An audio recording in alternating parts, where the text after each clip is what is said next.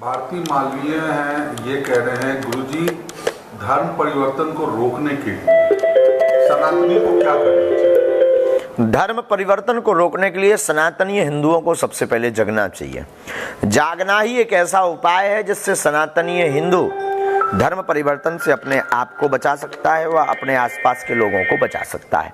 जागना ही सरल उपाय है। जागो, अपने धर्म को श्रेष्ठ मानो, अपने धर्म के अलावा किसी दूसरे धर्म पर विचार, दूसरा धर्म कोई है ही नहीं है, सब बाकी पंथ हैं, धर्म तो एक ही है, सनातन धर्म।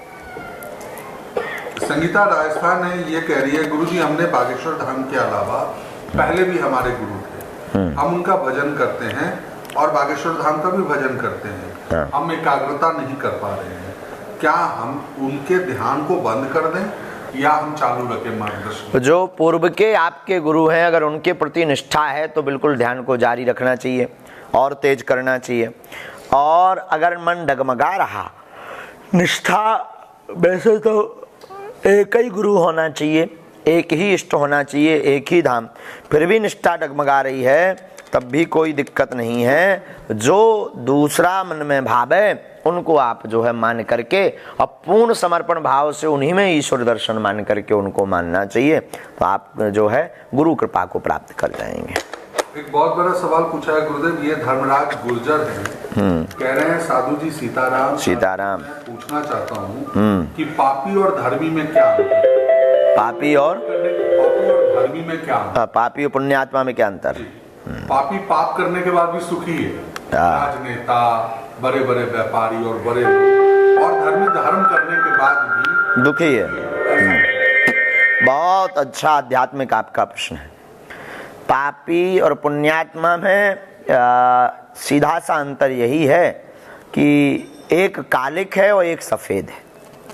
पापी और पुण्यात्मा में सीधा सा अंतर यही है कि एक पृथ्वी है तो एक गगन है। पापी और पुण्यात्मा में ठीक ऐसा ही अंतर है कि एक विष है और एक अमृत है। पापी और पुण्यात्मा में ठीक ऐसा ही अंतर है जैसे कांच और मणि में अंतर है। तो आपने कहा कि पुण्यात्मा हमेशा परेशान रहता, पापी दुखी रहता, ये सिर्फ कहने की बातें हैं, ऐसा नहीं है। और अगर पापी व्यक्ति प्रसन्न रहता है तो उसके पीछे कारण है उसके द्वारा पूर्व में किए हुए अच्छे कर्म। उसकी लाइफ में जब वो पाप करना शुरू करता है तो वो सभी कर्म उसके ज़िंदगी में ट्रांसफ़र कर दिए जाते, उसका कुछ भी अहित नहीं होता। व्यक्ति सोचता है कि जो है हमारा तो कोई अहित नहीं हुआ और देखो हम तो बड़े अच्छे से जी रहे हैं और भगवान नाम की कोई चीज़ नहीं होती है, तो वो पाप करते ही चला जाता है ऐसा व्यक्ति। और धीरे धीरे जब उसके पुण्य क्षीण हो जाते हैं, सभी धर्म उसका क्षीण हो जाता है, फिर वो व्यक्ति जो है उसकी दुर्गति हो जाती, विनाश हो जाता है। और पुण्यात्मा जब पुण्य करता है तो जो है ऐसा व्यक्ति जब पुण्य करता है तो पुण्यात्मा के जीवन में जितने पूर्व के पाप हैं उन सबको भेज दिया जाता है। तो वो उसको लगता है कि भगवान होते नहीं, हम जब से धर्म करने लगे हैं तब से बड़ा कष्ट पाने लगे हैं, उसको लगता है भगवान नाम की कोई चीज़ नहीं है। लेकिन जिस दिन उसके सभी पाप शांत हो जाते हैं, पूर्व के किए हुए बुरे कर्म, वह व्यक्ति जो है सदा सदा के लिए स्वयं के साथ साथ आने वाली संपूर्ण वंश, संपूर्ण पीढ़ी प्रसन्नता की ओर जाती है, सुख समृद्धि की ओर जाती है और महासुख को पा जाते हैं। इसलिए ज़िंदगी में धर्मात्मा बनना बहुत आवश्यक है।